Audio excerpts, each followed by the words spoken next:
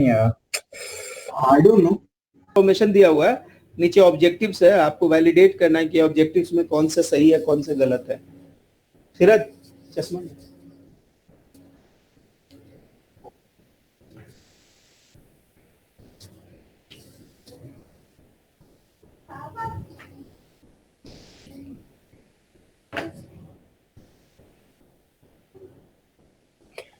Sir अभी preparation में तो जो आपने ये नोट्स दिया मुझे सर पहले दिन पार्ट 2 का सीएमए एग्जाम सपोर्ट पैकेज वाला, उसी को अपने को गो थ्रू करना है सर।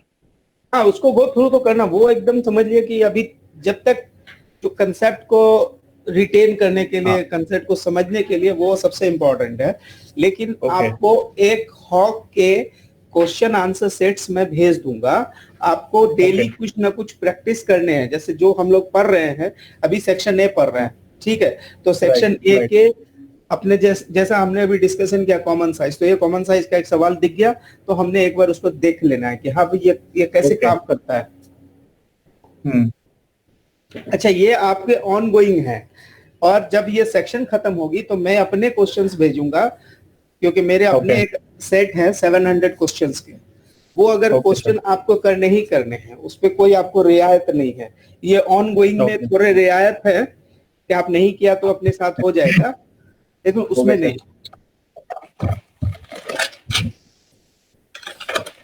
इसका कुछ आंसर दे, क्या है सर? इसका आंसर ए है।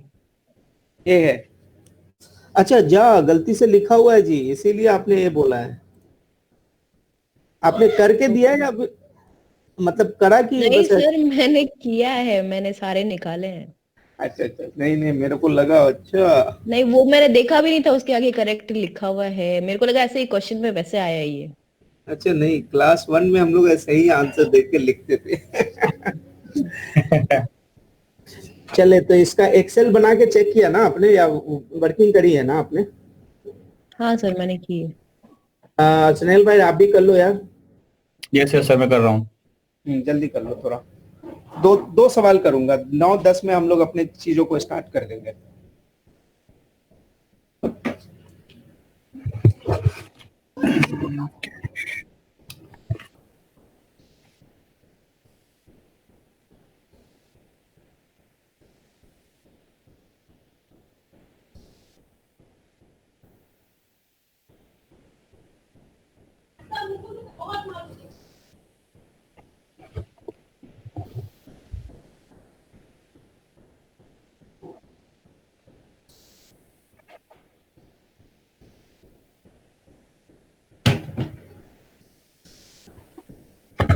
एक्सेल करना पड़ेगा।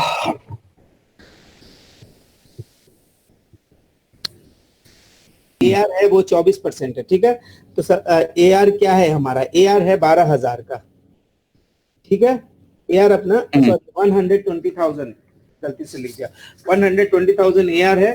टोटल एसेट है हमारा कितना का? 495,000, ठीक है जी। तो अगर मैं इसका कॉमन साइज निकालता हूं तो मैंने क्या बोला था, टोटल से भागा लगा दीजिएगा, तो ये हमारा परसेंटेज के फॉर्म में 24% आ गया, राउंड ऑफ पे। तो ये पहला ऑप्शन का। दूसरा ऑप्शन को भी तो रिटेन अर्निंग बोल रहा है, तो रिटेन अर्निंग कितना हमारा? 60,000। तो 60,000 रिटेन अर्निंग है। और अगेन बैलेंस शीट का टोटल हमारे पास ऑलरेडी हमने लिख लिया था एक बार, तो दोबारा लिखने की हमको जरूरत नहीं है। 4,95,000, राइट। ये 12%, वो दिखा रहा है 17। तो ये 17 दिखा रहा था, इसका मतलब ये 9 वाला पोजीशन पे आ गया। फिर 3 पे आते हैं। 3 पे बोलता है long term debt. Long term debt का वैल्यू क्या है हमारे पास अभी? 1 लाख। 1 लाख है, 1 लाख है। तो हमने अगर परसेंटेज चेक करना तो क्या लिखना? डिवाइड बाय 495, क्योंकि बैलेंस शीट का टोटल वही है, ठीक है। तो ये 20% के आसपास आ गया, यानी ये भी गलत बता रहा है। पीपीएनई बच रहा है लास्ट 4 नंबर, तो 4 नंबर पीपीएनई का हमारे पास वैल्यू कितना है? 2,50,000। तो अगर हम परसेंटेज में चेक करना चाहेंगे तो 250 डिवाइड बाय 495, इसको परसेंटेज में 51%, यानी कि मतलब हमने सबको इंडिविजुअली चेक किया, सबका position no no no except पहला वाला यस। Yes, यानी right. इसको हम बोलेंगे हाँ जी ये इसने सही निकाला, बाकी का पता नहीं। क्लियर? तो Clear, ये sir. हाँ, तो ये सवाल एग्जाम में इस तरह से आएंगे। मतलब हमने आपको फुल कैलकुलेट करना सिखाया था, बट एग्जाम में हाँ. आपके पास वो 1 मिनट में करना होता है। They can't ask you to do for 10 line, Okay. तो वो कोई एक पॉइंट पे दे देंगे। ठीक है, इत्तेफाक से आपका पहले ही रीडिंग में अगर 24 आ गया और आपका मैच हो गया तो दूसरा करने की जरूरत नहीं है। ये सब एग्जाम में टाइम मैनेजमेंट टेक्निक्स है, मतलब आप अपने आप को कैसे सेव कर पाते हो। ठीक है, Okay, sir. ओके। एक और छोटा सा सवाल लूंगा। हाँ, ये कुछ सवाल है जी, ये जॉलीबी वाला कोई सवाल है, बिस्बी।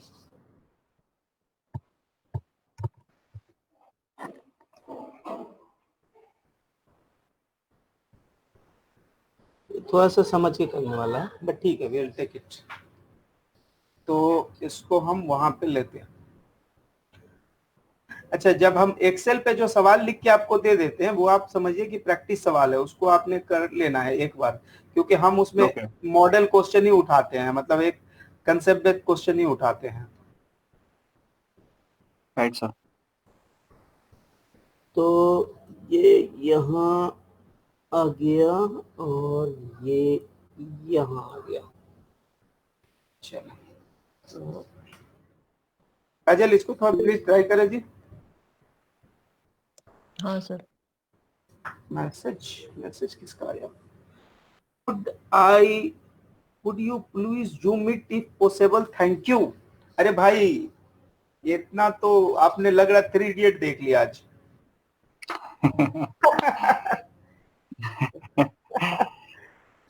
बोला इतना कौन सिखा रहा है? मेरे को बहुत छोटा सा दिखा इसलिए। नहीं वो ठीक है, बट इतना वाला डिसिप्लिन तो हम लोग 3 इडियट में सीखा।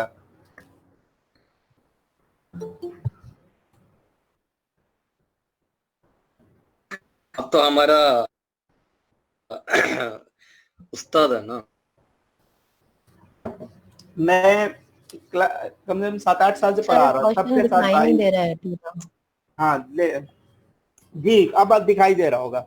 बोल रहा है Bisbee corporations abbreviated the common size के फॉर्म में लिखा हुआ है for the year 1 actual result and year 2 जो है एंटीसिपेटेड रिजल्ट दिया हुआ है, सेल दिया हुआ है, कॉस्ट ऑफ गुड्स सोल्ड दिया हुआ है, सेलिंग दिया हुआ है एंड ऑपरेटिंग दिया हुआ है। Bisbee estimated that the unit sold will be increase by the 5% in the year 2 and no price increase to its customer, no anticipated cost increase from its vendors. Assume that the selling and administrative expenses are the 5% variable and 95% of the fixed, and all if all predictions materialize। तो हमको बताना है कि selling and admin कैसा होगा। ये कौन से वाले थे जिसमें हमने आपके साथ बात करी थी इन्फ्लेशन की, जहां पे आपको कंपैरेटिव्स चेक करने हैं कि एक्चुअल में हुआ क्या। ठीक है, तो सुने, ईयर 1 जो है बोल रहा है कॉमन प्राइस का, जो बोल रहा है ईयर 1 का एक्चुअल रिजल्ट है। क्वेश्चन में जो है एक क्लिक पॉइंट है कि ईयर 1 का जो इंफॉर्मेशन है that is the actual one है। ठीक है, लग नहीं रहा लेकिन मान लेते हैं 100। ठीक है जी, उसके बाद कॉस्ट ऑफ गुड सोल्ड कितना है 50, तो जीपी कितना आएगा 50। उसके बाद सेलिंग को मैं आपके कन्वीनियंट के लिए इसको 2 हिस्से में बांट दूं क्या? हाँ भाई, एक minute sir.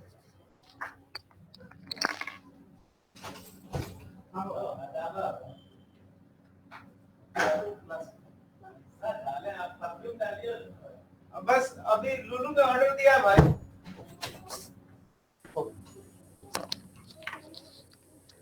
Hello, my neighbour was calling, sorry. तो यहाँ पे अपना सेलिंग दिया हुआ है जी 40%। ठीक है, तो अपने सेलिंग में एक छोटा सा लाइन है, वो बोल रहा है कि सेलिंग के अंदर 5% वेरिएबल है और 95% फिक्स्ड है। सोचिए 40 का 5% कितना होता है जी? 40 का 5% 20। नहीं, गलत बता रहे हो, ऐसे नहीं चलेगा।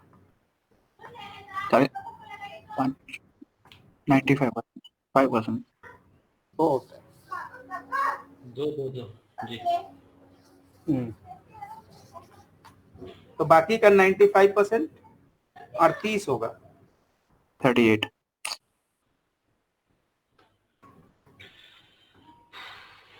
ठीक है। अब जो आ रहा है वो क्या आ रहा है हम लोग का? ऑपरेटिंग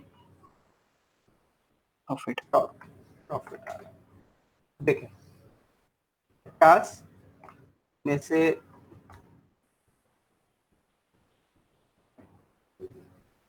बस ये आ गया। इसमें अगर कोई डाउट है तो मेरे को बताएंगे आप। ये तो हमने सिर्फ क्वेश्चन को कॉपी किया है, इसमें कोई साइंस नहीं लगी है। लेकिन बोल रहा है कि जो ईयर 2 का जो सेल है उसमें यूनिट सेल इंक्रीज हो गया है 5% से। यूनिट सेल कितना इंक्रीज हो गया है जी? 5% से। तो यानी कि ये जो सेल रहा होगा वो एक्चुअल में एब्सोल्यूट नंबर पे कितना हो गया जी? 105 हो। नो प्राइस चेंज, यानी अब उस पे और दूसरा मल्टीप्लायर नहीं है, सिर्फ अभी क्वांटिटी का मल्टीप्लायर है। अगर प्राइस के चेंज होता तो प्राइस का भी मल्टीप्लायर लगता। बोल रहा है कि बाकी बोल रहा है कि no anticipated change increase from the vendor, but since unit change हुआ है तो इसका यूनिटरी मेथड से हम क्या निकाल लेंगे? कॉस्ट ऑफ गुड्स सोल्ड निकाल लेंगे। अभी जब हमारा जीपी आएगा वो ये आएगा। ठीक है, हो गया। अब बोल रहा है कि एज्यूमिंग सेलिंग में ये है इफ ऑल प्रिडिक्शन मटेरियलाइज है, और कुछ कहानी नहीं बोल रहा। अब ये जो वेरिएबल है इस पे भी सेम कहानी, this divide by this multiply by this कर देंगे और इसको एज इट इज कॉपी कर लेंगे। अभी हमारा ऑपरेटिंग प्रॉफिट कितना हो गया जी? 12.4 हो गया। अगला हमसे क्या पूछ रहा है? Should expect the selling and admin expenses, कितना का एडमिन एक्सपेंसेस वो एक्चुअल में एक्सपेक्ट कर रहा है, ये दोनों का सबमिशन बताना है।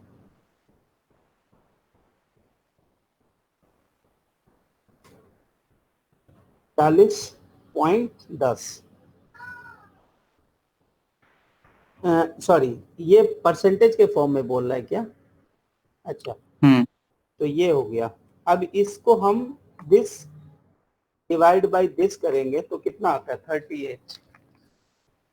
आप समझ रहे मेरी बात की नहीं? क्या ये एब्सोल्यूट नंबर है, ये परसेंटेज है।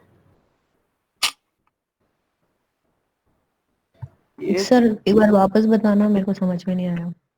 देखो, ये समझ आया कि नहीं आया आपको? ये पूरा समझ आया कि नहीं आया? देखो हाँ सर, ये तो आ गया। ईयर 2 में क्या बोलता है कि 5% क्वांटिटी में इंक्रीज हुआ है। अगर क्वेश्चन में प्राइस में भी इंक्रीज होता तो 2 मल्टीप्लायर लगते हैं। इस बात पे आप क्लियर हैं? अभी एक मल्टीप्लायर लगा है सिर्फ क्वांटिटी का, हो गया। अभी जब क्वांटिटी चेंज हो रहा है इसका मतलब कि कॉस्ट ऑफ गुड्स सोल्ड भी सब्सिक्वेंटली चेंज हो रहा है उसके इंपैक्ट होने के कारण। यानी अब मेरा जो जीपी आ गया जी वो कितना आ गया? 52.5 आ गया। ये मैंने just as it is copy किया। फिर ये वेरिएबल के मामले में क्वेश्चन ने क्या बोला, क्योंकि आपकी क्वांटिटी, वेरिएबल क्या होता है, वो क्वांटिटी के साथ लिंक्ड होता है, तो क्वांटिटी चेंज हो गया इसलिए जो वेरिएबल सेलिंग प्राइस था वो भी चेंज हो गया, लेकिन जो फिक्स्ड पोर्शन था वो चेंज नहीं हुआ। तो ऑल टुगेदर एब्सोल्यूट नंबर में आपका सेलिंग एक्सपेंसेस कितना है? सेलिंग एंड एडमिन जो आया वो कितना आया? 40.1, 40.10 आया। अगर आप उसको परसेंटेज में एक्सप्रेस करेंगे तो कैसे करेंगे? वही अपना कॉमन साइज के पॉइंट ऑफ व्यू से परसेंटेज में आप एक्सप्रेस करेंगे तो 40/105 करेंगे। तो 40/105 किया तो आपका कितना आ गया जी? 38%। हाँ, तो somewhere it is less than 40%, somewhere it is less than 40%। इसीलिए यहाँ पे इसने राउंड वो आंसर्स को लिखा है समवेयर लेस देन 40%।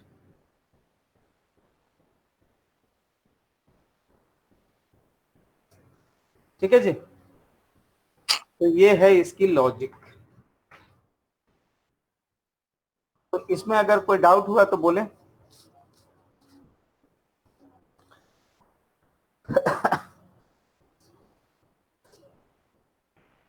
तो देखिए, हम जब कल के दिन जब हम लोग कर रहे थे तो हम लोग यहाँ पर रेशियो पे थे, जिसपे हमने आपके साथ डिस्कशन किया था लिक्विडिटी रेशियो पे। लिक्विडिटी रेशियो के अंदर में हम लोगों ने कौन कौन से रेशियो को डिस्कस किया था आपके साथ। लिक्विडिटी रेशियो में हम सबसे पहले बोल रहे थे करंट रेशियो आएगा। दूसरा हम बोल रहे थे वर्किंग कैपिटल आएगा। Working capital is equal to current asset minus current liability. ठीक है, हाँ जी बिल्कुल। हाँ, उसके बाद हमने आपके साथ क्विक रेशियो शेयर किया था। क्विक रेशियो का फॉर्मूला, क्विक रेशियो या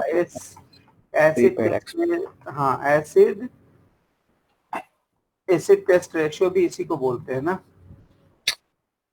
तो ये दोनों में हमने क्या बोला था जी, quick asset divide by current liability.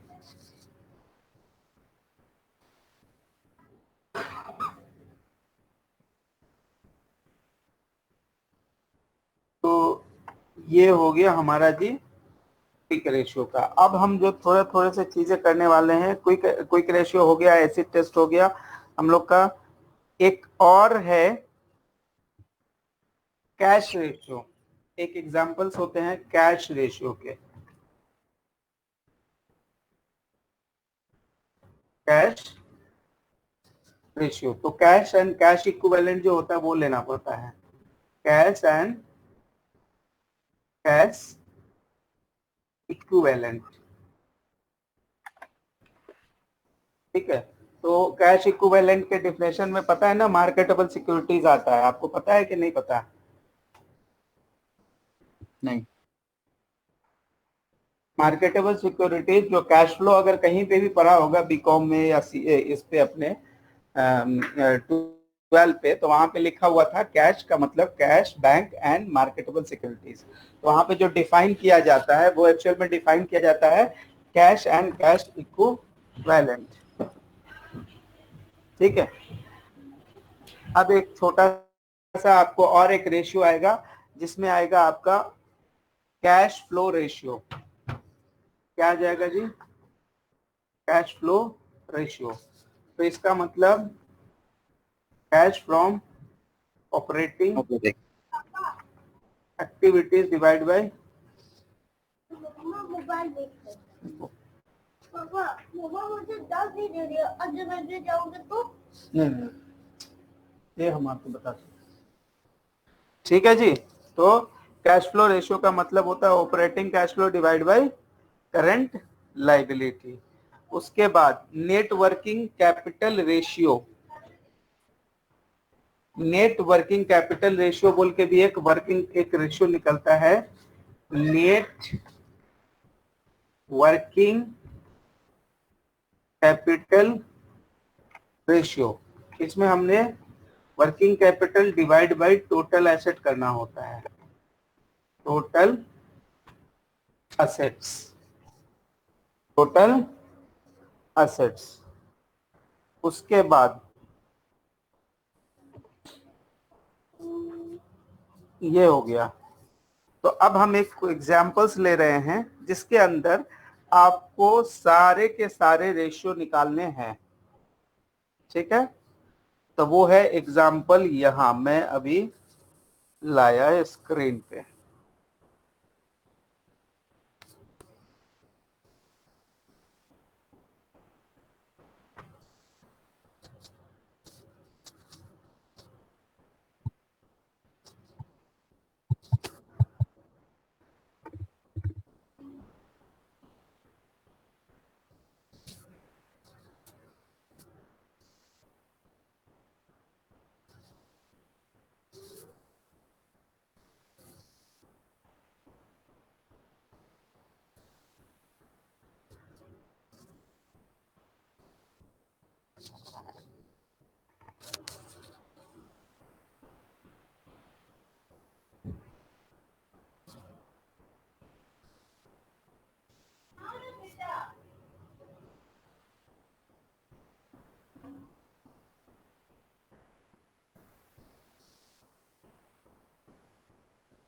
पहला 2 पेज जो है वो क्वेश्चन है, आप लोग को मिल गया होगा। अगर स्क्रीन पे छोटा भी दिखेगा तो काम चल जाएगा वहां पे।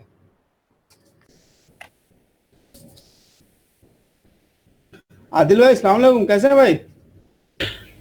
वालेकुम सलाम। अल्हम्दुलिल्लाह सब।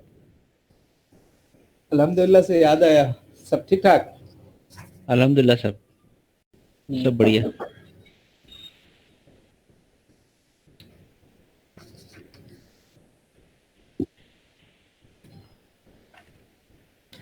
आप लोग को क्वेश्चन मिल गया होगा। यस, मिला सर। चलिए क्वेश्चन को सबसे पहले अपने लेवल पे आप रीड कर ले भाई। एसेट लायबिलिटी का डिफिनेशन जो दुनिया है वो देख ले।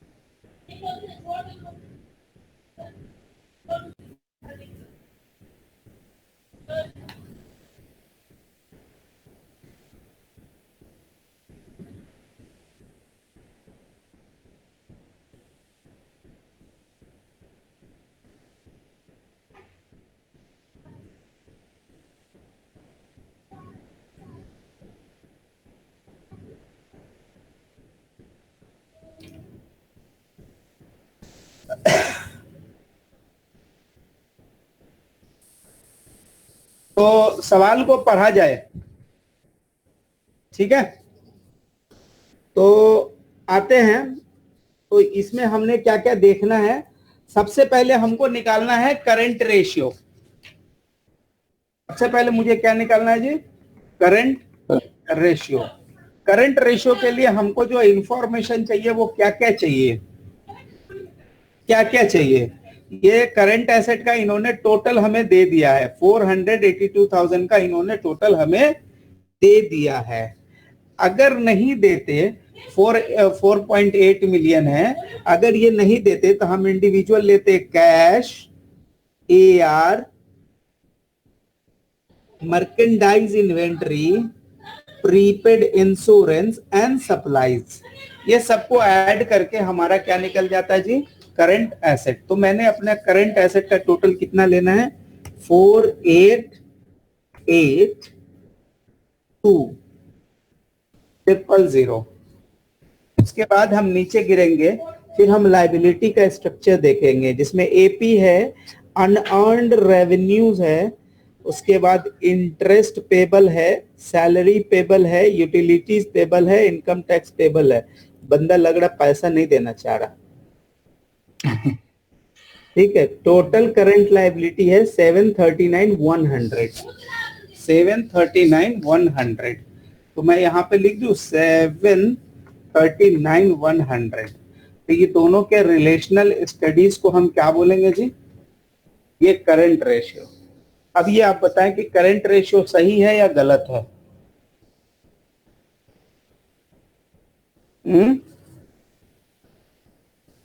ये करंट रेशियो सही है गलत है? सही है सर। भाई इसमें कोई साइंस नहीं था, एकदम करंट। हाँ यस। ठीक है। अब एक्सेल है तो इक्वल टू लिखने के बाद वो बोलता है आप क्या फंक्शन यूज कर रहे हैं क्या, तो मुश्किल होता है। अच्छा, ये करंट एसेट समझ आ गया। अब आपसे मैं बोलूंगा वर्किंग कैपिटल बता दो मेरे भाई। आप बोलिएगा दिस माइनस दिस, यानी आपका फॉर्मूला क्या है? Current asset minus current liability. फिर मैं आपसे बोल रहा हूँ जी क्विक रेशियो निकाल के दिखा दें।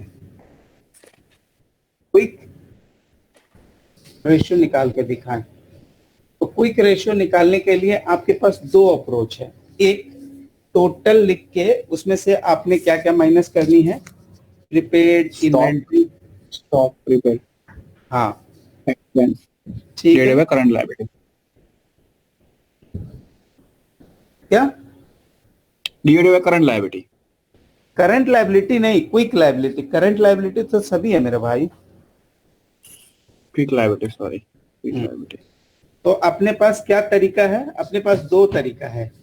या तो हम एडिशन वाले अप्रोच से जाएं, या तो हम लिखें कि कैश प्लस AR, ठीक है। और कुछ है क्या इस सवाल में? हमारे पास और कुछ है क्या? कैश और AR के अलावा कुछ है? नहीं है ना। नहीं। और डिवाइड बाय करंट लायबिलिटी लिख दें, ठीक ना।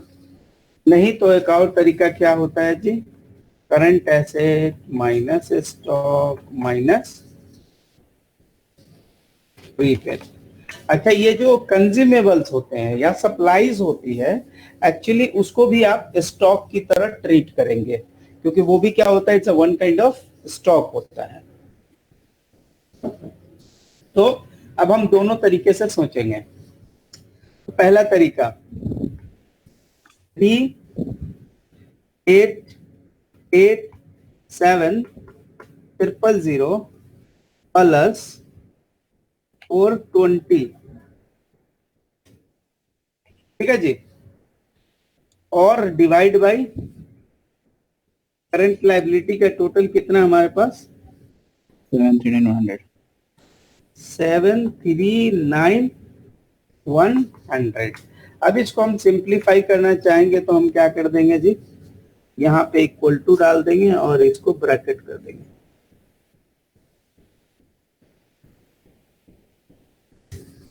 देखिए आया, क्विक रेशियो हमारा आ गया 5.83%। चलें दूसरा वाला जो तरीका है उससे भी देखें। तो हमने क्या बोला था जी, पहले टोटल करंट एसेट लेंगे। तो क्या बोले, टोटल करंट एसेट लेने का मतलब हम 4,8,82,000 माइनस क्या क्या 560,000 और क्या प्रीपेड 8,000 और क्या, ये जो अमाउंट है कितना, 8,000 है क्या, 8,000 है। 8,000। हाँ, तो और इसके अंदर माइनस कितना करूंगा जी, 8,000 और डिवाइड बाय क्या करेंगे, 739,100। फिर अगर इसको हम सिंप्लीफाई करना चाहें तो हम इधर में इक्वल टू डाल देते हैं, इसको यहां से यहां तक ब्रैकेट डाल दें। अब बताइए क्विक रेशियो में आपको कोई डाउट है? मेरा भाई सप्लाईज भी इन्वेंट्री है? भाई सप्लाईज का मतलब होता क्या है, आपकी मशीन में जो लुब्रिकेंट, छोटी छोटी सी पट्टी, रबर, वो सारी चीजें जो लगती है ना फैक्ट्री विजिट में, तो उसको एक्चुअल में क्या करते हैं, कंज्यूमेबल्स या सप्लाईज में क्लासिफाई करते हैं। ओके। तो it is like a kind of inventory ना। फाइन। देखा, see for the purpose of, because general mean क्या जाता है व्हेन वी से इन्वेंटरी, तो इसका मतलब क्या होता है, मर्केंटाइज इन्वेंटरी जिसमें आप डील करते हो, ठीक है। But when we say consumables या सप्लाई, तब आप समझ पाते हो कि actually this is also a kind of stock, but actually we are not using in day to day business, we will use stationery also, right? Kind of stationery, you can say that.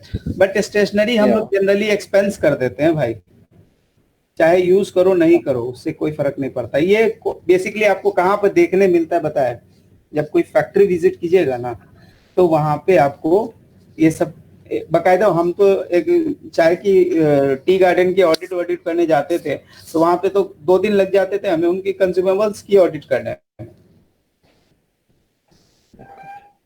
क्योंकि factory होती थी, बहुत सारे सामान होते थे, छोटे छोटे सामान। ओके, सप्लाई बोलते हैं। हाँ, तो उसको सप्लाईज या कंज्यूमेबल्स क्लासिफाई करते हैं। चलो, ये 2 सवाल के तो आंसर मिल गए। अब तीसरा सवाल हमने क्या डाला था जी? कैश रेशियो, है ना? Cash ratio. चले जी, कैश रेशियो कैसे करेंगे देखते हैं। इसमें हमें बताएं कि कैश रेशियो कैसे करेंगे आप।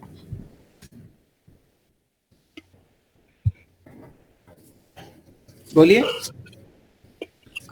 3 AR प्लस का। AR प्लस करेंगे? AR आप प्लस करेंगे कैश रेशियो में? नहीं, सॉरी, वो नहीं आएगा सर। मार्केटेबल सिक्योरिटीज है वही आएगा, और हाँ, कुछ वो नहीं आएगा। आएगा। Yes yes yes yes, AR नहीं आएगा सर।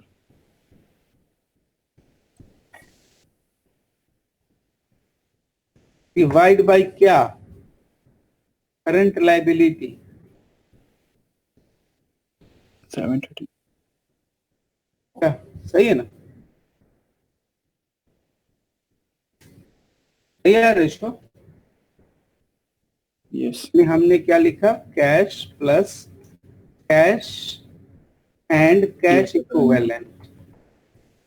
कैश इक्विवेलेंट इसका मतलब includes market bank and marketable securities. Includes bank and marketable securities divide by current liability.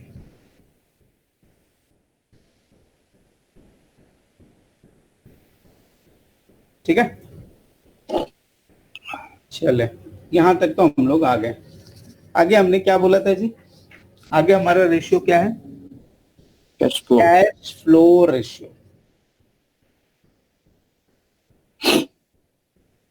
तो कैश फ्लो रेशियो के लिए हमने क्या बोला था जी आपको? क्या लेना है? कैश फ्रॉम ऑपरेटिंग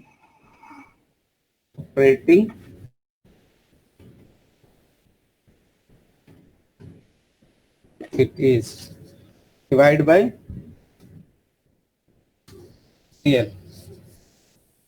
तो अब मेरा सवाल आता है, कैश फ्रॉम ऑपरेटिंग एक्टिविटीज कहां से मिलेगा जी?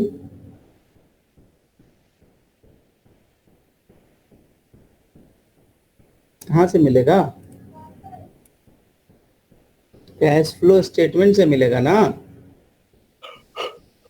अच्छा, एग्जाम का छोटा सा सवाल है कि आप बताएं कि जो कैश फ्लो के अंदर में क्या क्या चीजें होती हैं, मतलब what are the sources, what are the like how the cash flow is being classified,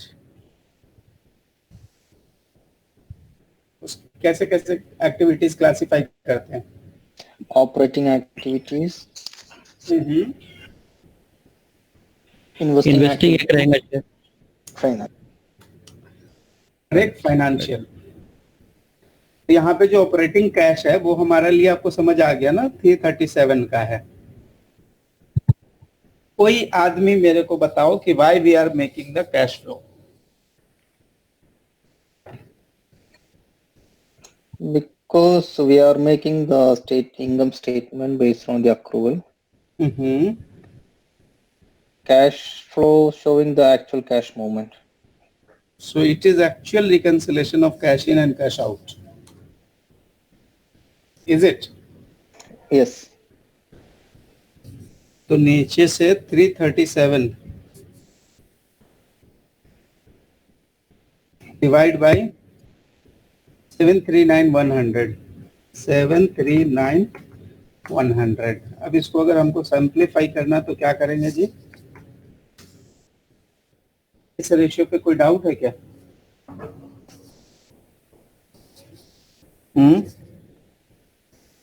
नहीं? नहीं। इसमें कौन सा डाउट करना था आपको? सब सामने में सब कुछ दिया हुआ है, हमको कैलकुलेट करना होता तब ना आप डाउट कीजिएगा। Working capital ratio working capital ratio में मैंने क्या बोला था जी? Working capital divide by total assets. अभी आपके वर्किंग कैपिटल इसमें हमने निकाल लिया था जी, ये आया था, यानी कि this divide by total asset हमारा कितना है जी, 60320000, is it?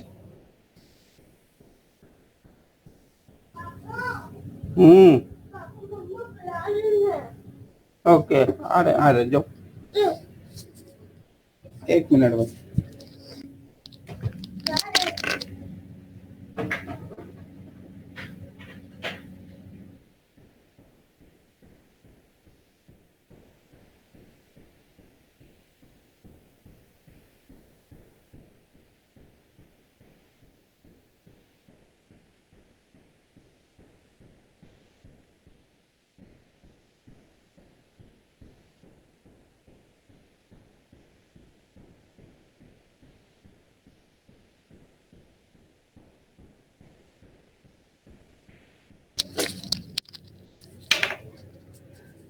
अच्छा, Miraj bhai, here we need to do multiply by 100 or just like this only?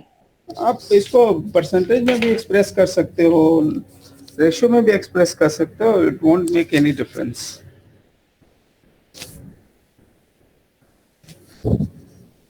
Okay.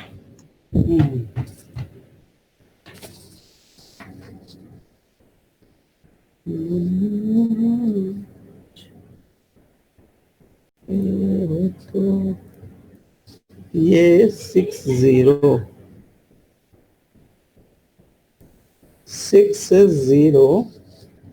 32 000 739 100। अच्छा,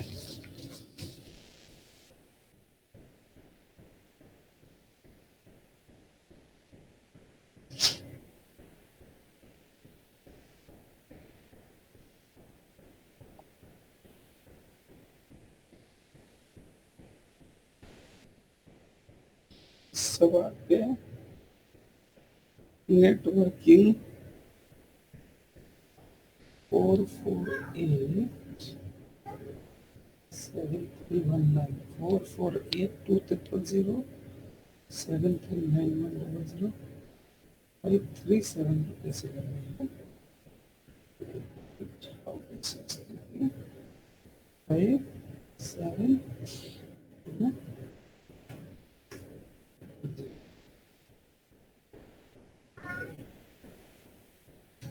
सर 50,000 माइनस जो किया उसने वो लिया हुआ ना इसमें। कौन सा 50,000 माइनस किया? ये नीचे जो स्टेटमेंट ऑफ कैश फ्लो में 50,000 किया हुआ है माइनस। ये है अपना कैश फ्लो, ये स्टेटमेंट ऑफ कैश फ्लो में 50,000 किधर माइनस किया? ये रहा। हाँ नहीं, ये तो उसने उससे निकाला है, काउंटिंग करके लाया होगा। लेकिन मसला ये है कि अगर हम नेट पे भी लेते हैं 603200 यस, और इधर लायबिलिटी 739 100, तो एक्चुअली अगर नेट में भी लेते हैं तो इट इज कमिंग 5292। ये ले रहा है कि ये ले रहा है 5732। यस। तो इसका मतलब 439 100 का कौन सा एडजस्टमेंट ले रहा है?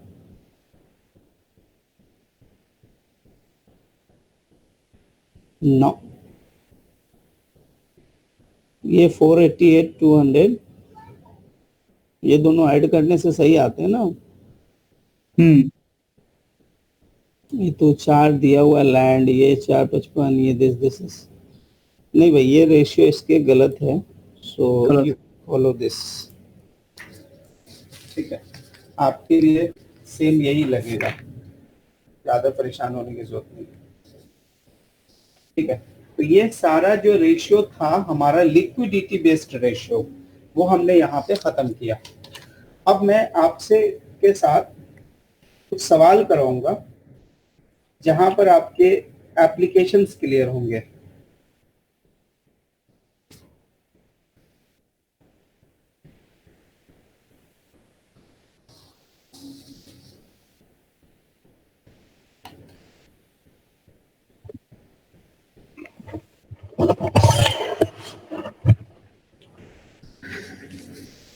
ये वाला कर लिया था क्या आपने? ये तो कर लिया था, ये भी कर लिया था, ये किया था नहीं?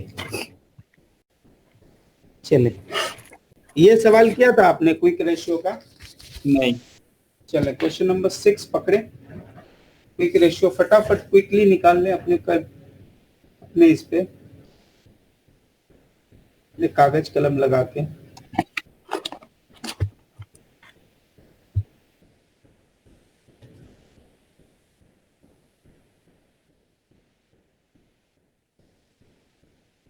अजी आदिल भाई, आप तो फटाफट, आपको तो सब याद हो गया, ये से बताएं।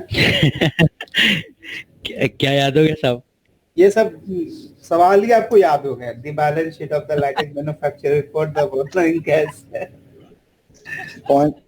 2.34। देखें, अनस भाई को याद था।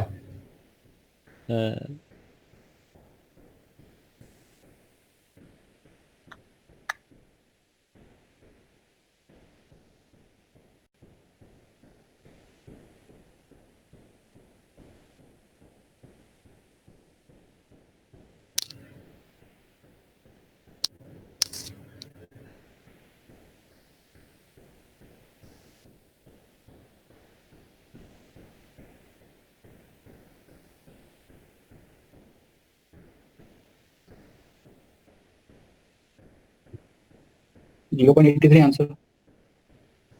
ओके 6 फिफ्थ का निकाला। हाँ भाई, आराम से पहले क्विक एसेट निकालना सीख लीजिए। पहले कैश है तो लिखिए 5,31,000 का कैश है।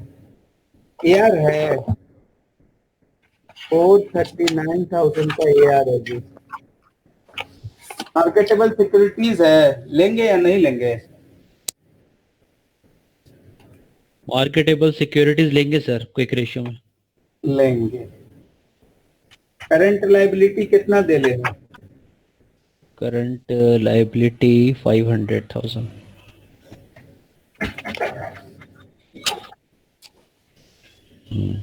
यहाँ सही था। ये आंसर किसने लाया था भाई? हाँ सर, यही आंसर आया था।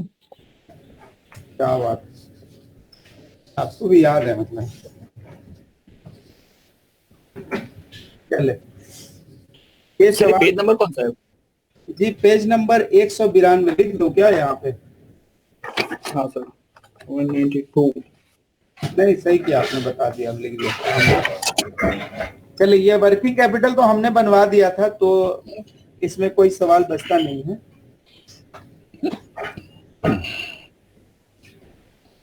ये सवाल बताना था, कैश टोटल इफ।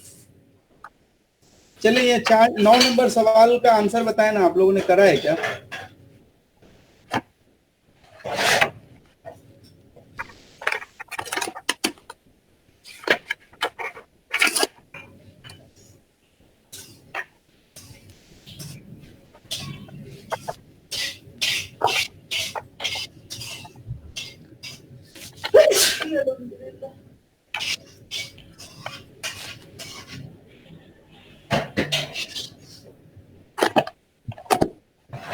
सर सी नहीं होगा इसका आंसर।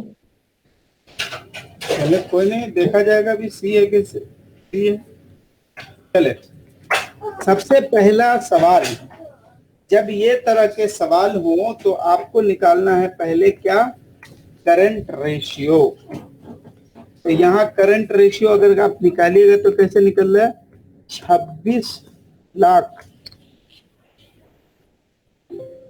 2.6 मिलियन और नीचे में है 1.3 मिलियन। करंट एसेट है और करंट लायबिलिटी है, करंट लायबिलिटी है 1.3 मिलियन का, तो यानी करंट रेशियो क्या है जी? 2 है। तो अब बोल रहा है current ratio will decrease if payment of 1 lakh cash is used to pay the AP। चले, यानी दिस माइनस 1,25,000 माइनस सेम रहेगा नहीं मेरे 1 ख्याल लाख, से। नहीं भाई बढ़ जाएगा यार, भाई सब बढ़ जाएगा भाई, बढ़ गया, डिक्रीज हो रहा है। यानी ये ए अच्छा। गलत है, ये गलत है। बोल रहा cash ratio will not change if payment of 1 lakh cash is used to pay 1 lakh of account payable. Cash ratio will decrease if payment of is used to pay 100,000 of AP। पहला लाइन। दूसरा लाइन बोला cash ratio will not change if payment of 100,000 is used to pay 100,000 of AP। तो इसमें क्या हो रहा है? If a payment of, दोनों गलत है। दोनों गलत है, ये भी नहीं चलेगा। उसके बाद बोल रहा है quick ratio will decrease if payment of 1,000 cash is use to purchase inventory. तो पहले तो मेरे को क्विक रेशियो पता होना चाहिए। क्विक रेशियो यहाँ पर कैसे आएगा जी? कैश बस account ratio 16 lakh 26 lakh minus 14 lakh 50,000। Quick asset, quick asset मतलब 20 माइनस 1450,000। क्विक लायबिलिटीज हमारे पास दिया हुआ है, तो क्विक रेशियो हम अभी निकालेंगे। क्विक रेशियो, तो क्विक रेशियो निकलने का मतलब है दिस डिवाइड बाय दिस। अभी क्विक रेशियो 1 से कम है, ठीक है। अब बोल रहा है कि हमने क्या किया है, 1 लाख कैश यूज किया है इन्वेंट्री के लिए। अब सुने, ये वाला जो अभी का पोजीशन है इसमें से हो जा रहा है 1 लाख रुपया कम, यानी अब जब रेशियो आएगा वो क्या होगा जी? पहले से कम हो गया, डिक्रीज हो गया। तो बोल रहा है क्विक रेशियो डिक्रीज होगा, तो बोलेंगे यस। क्या बोलेंगे? यस। क्वेश्चन नंबर सी जो है हमारा सही है, मतलब option number C is correct. आपको इस तरह से आंसर्स को अपने चेक करने हैं, और घर पे जितना सुकून से कीजिएगा एग्जाम उतना अच्छा जाएगा, क्योंकि आप सुकून से जब करेंगे तो आप समझ समझ के करेंगे, ठीक है। अब एक बंदे को क्विक रेशियो तो कैलकुलेशन आता है, लेकिन क्विक रेशियो का ये एप्लीकेशन उसको करने के लिए ये वाले सवाल, इस टाइप के सवाल एक बार करने पड़ेंगे, ठीक है। अब ये एकदम बच्चा सवाल था, तो इस पे कुछ नहीं करने जा रहा, इस पे भी कुछ नहीं करने जा रहा। ये सवाल पे कुछ आंसर्स किया है क्या आपने? क्वेश्चन नंबर 11 पे आप पढ़ के देखें एक बार।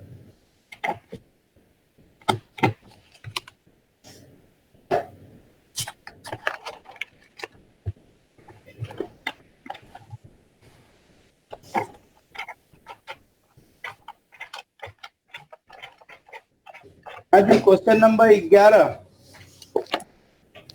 Davis Retail Incorporation has a current asset of 7.5 million and the current ratio of 2.3 times before purchasing the 7,50,000 of merchandise on credit for resale. After this purchase, current ratio क्या position बताइए?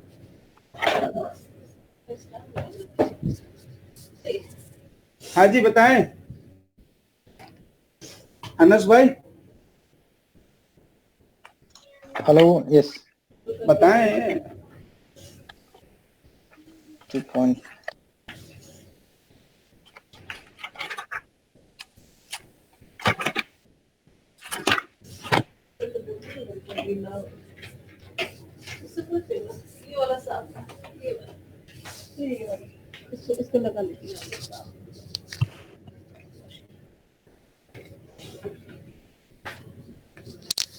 हम्म sir शायद C will be lower than 2.3. शायद सही हो सकता है, कोई नहीं, चेक करते हैं। पहला सवाल, आपका करंट मतलब एग्जिस्टिंग, यानी करंट बोलेंगे तो फिर आप बोलेंगे एग्जिस्टिंग रेशियो क्या है? 2.3। 2.3। एक से ज्यादा है या एक से कम है? ज्यादा। एक से ज्यादा है। और बोल रहा है कि आपने कोई इन्वेंट्री बाई करी है क्रेडिट पे। क्या करी है जी? इन्वेंट्री बाई करी है क्रेडिट पे। तो इन्वेंट्री बाई होने का मतलब है कि इन्वेंट्री भी बढ़ गया होगा और साथ में करंट लायबिलिटी भी बढ़ गया होगा। तो अगर इन्वेंट्री और करंट लायबिलिटी दोनों यानी एसेट लायबिलिटी दोनों अगर सेम अमाउंट से बढ़ेगा तो रेशियो क्या होगा? पहले से घट जाएगा। पहले से क्या हो जाएगा जी? लेस घट जाएगा। आपको समझ नहीं आया तो मैं इसको इसमें कन्वर्ट करके बता दे रहा हूँ, नंबर्स पे बता दे रहा हूँ। बट आंसर सी है जो कि काजल ने सही बताया है, क्योंकि उनको रेशियो अलजेब्रा में, ये रेशियो अलजेब्रा का वो जो 3 लाइन है ना, वो सबसे इंपॉर्टेंट है कि अगर रेशियो 1 से ज्यादा है और अगर एसेट और लायबिलिटी दोनों सेम नंबर से बढ़ गया तो रिजल्टिंग रेशियो नीचे हो जाएगा यानी गिर जाएगा। ठीक है, अब हम इस सवाल को आपके सामने करके बताते हैं। तो देखिए हमारे पास जो है करंट एसेट कितने का है? 75 का है। हम नहीं, 7.5 मिलियन यानी कि 75 लाख का।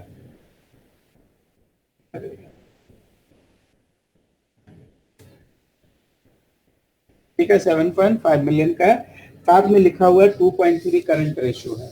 तो अगर हम करंट रेशियो मेरा कितना है जी? 2.3 है। इसका मतलब करंट लायबिलिटी मेरा एक्चुअल में कितना रहा होगा बताइए तो? ठीक है, ये निकल आया। अब सवाल बोल रहा था कि अब एग्जिस्टिंग रेशियो क्या है मेरा? This divide by this existing ratio है। अब हमको देखना है कि इम्पैक्ट क्या पड़ता है।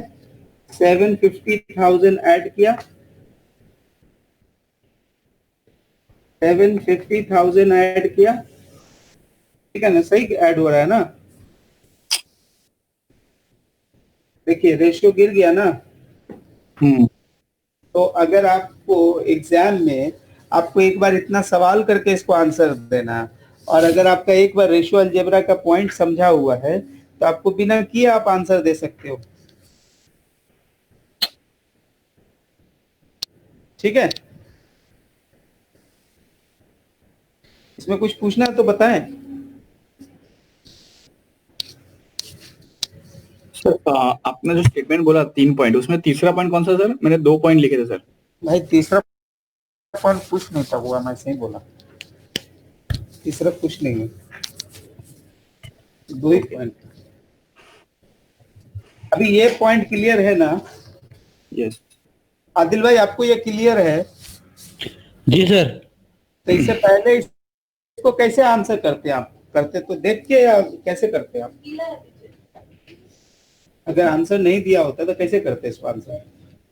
सर थोड़ा लॉन्ग मेथड से करता, मैं इतना शॉर्ट मेथड तो मैं नहीं देखा था। नहीं, शॉर्ट मेथड से मुराद या तो आप एक बार में अगर आपको वो लॉ पता है रेशियो अलजेब्रा का कि अगर एक से बड़ा है और अगर सेम नंबर ऐड होता है तो रेशियो छोटा हो जाएगा, यानी पुराने वाले से जो प्रपोज्ड रेशियो है, जो रिजल्टिंग रेशियो है वो छोटा होगा। ये रेशियो अलजेब्रा का लाइन है। अगर वो नहीं आती है तो आपको ये मेथड एक बार अप्लाई करना पड़ेगा to understand whether which option is correct. Okay. तो इस तरह से आपको दोनों आइडिया होना चाहिए, क्योंकि हो सकता है कि एग्जाम में आप कंफ्यूज हो जाए, वो रूल याद ना हो, तो फिर यहाँ तो पे अगर अगर अगर इसका ऐसे क्वेश्चन आया तो उसके अंदर ये एक्सप्लेनेशन देना है, how we calculated and what is the impact? No no no no no no no, ऐसे में तो ऐसा जवाब देगा ही नहीं ना। ऐसे में अगर वो देगा भी तो आपसे पूरा कैलकुलेशन ही मांग लेगा ना, शो। अच्छा, ओके। तो अगर शो मांग लिया तो फिर आपको इस तरह से करना पड़ेगा, this is the show, this is the show method. Okay. ठीक है, तो ये है। हाँ भाई बोलिए।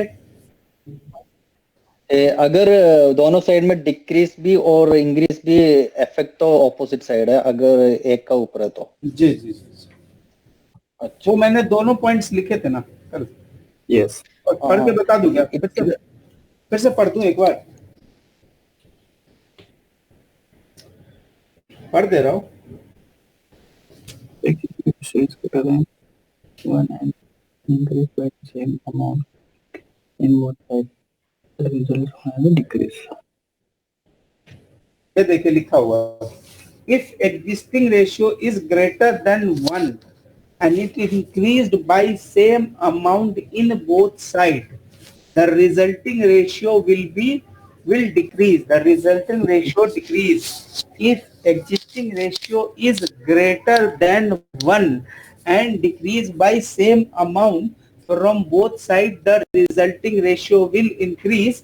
And साथ में हमने बोल दिया था इसको आप वैसे वर्षा कर लो, इसीलिए मैंने यहाँ पर एक एग्जाम्पल्स कराया था। ये एक एग्जाम्पल जो मैंने कराए थे वैसे वर्षा में बताया था। मैंने बोला था अगर एग्जिस्टिंग रेशियो अगर 1 से कम है तो जिस डायरेक्शन में अगर आपका ऐड होगा तो इंक्रीज होगा, अगर लेस होगा तो डिक्रीज होगा। इसीलिए मैंने ये दूसरे वाले भी एग्जांपल्स कराए थे। तो बेसिकली इसमें 4 तरीके से आपको समझना है। एक, रेशियो 1 से बड़ा है और सेम अमाउंट ऐड करे हैं तो जो रिजल्टिंग होगा वो डिक्रीज होगा। रेशियो 1 से बड़ा है, सेम अमाउंट डिक्रीज किए तो रिजल्टिंग इंक्रीज होगा। अगर रेशियो 1 से छोटा है, अगर इंक्रीज करेंगे तो रेशियो इंक्रीज करेगा, डिक्रीज करेंगे तो रेशियो डिक्रीज करेगा। ठीक है, तो 4 पॉइंट्स थे, इसलिए मैंने नीचे एग्जांपल से करवाया था।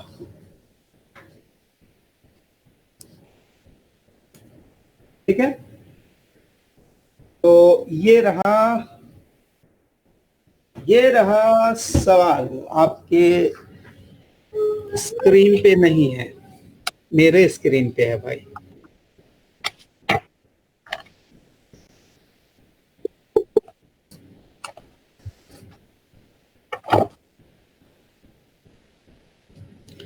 इसमें एक दो ऐसे खतरनाक सवाल हैं,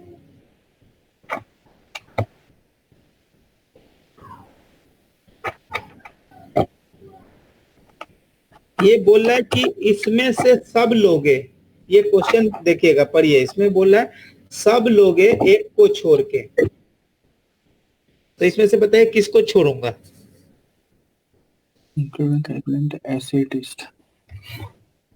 सर बी। क्या बात है जी, माशाल्लाह, बी को छोड़ के। ठीक है जी, अभी समझ आई किसी को या फिर बताऊं?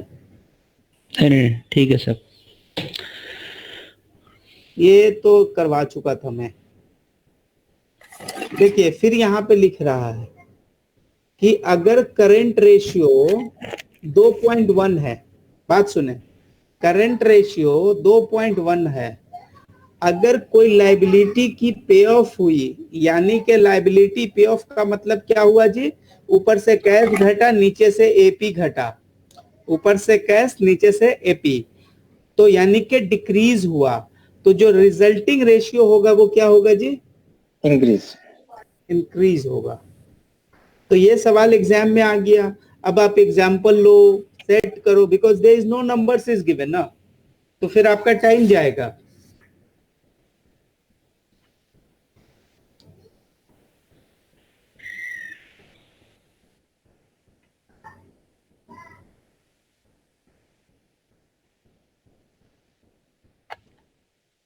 चलो, तो आपके जो बेसिक जो लिक्विडिटी के रेशियो के जो सवाल हैं वो आप सवाल निकाल के थोड़े से प्रैक्टिस कर सकते हैं। और यहाँ पे तकरीबन 20 तक लिक्विडिटी के सवाल थे।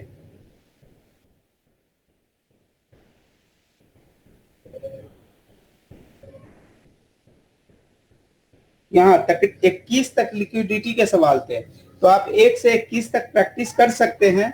और क्या नाम है, इससे क्या नाम है, हॉक से जो भी आपके पास प्रैक्टिस पेपर्स हो, वैसे मैं हॉक अभी शेयर भी कर दे रहा हूँ सबके साथ क्वेश्चन आंसर्स मिला के, तो उससे आप थोड़े से सवाल प्रैक्टिस कर ले। रेशियो पहला वाला मतलब लिक्विडिटी वाला चैप्टर से, लिक्विडिटी वाले पॉइंट से, ठीक है। अच्छा, एग्जाम में थोड़ी सी और भी रेशियो में लिक्विडिटी अप्लाई हो जाएगा, तो उसके लिए मैं जब नेक्स्ट लेवल पे जब दूसरे रेशियो करवाऊंगा, ठीक है, कल मैं दूसरे रेशियो करवाऊंगा, तो फिर आपको दोनों रेशियो का ये पता चल जाएगा कि दोनों रेशियो कैसे काम करती है, ठीक है। तो यहां तक में अगर कोई डाउट है तो बताएं, यहां तक चलेगा?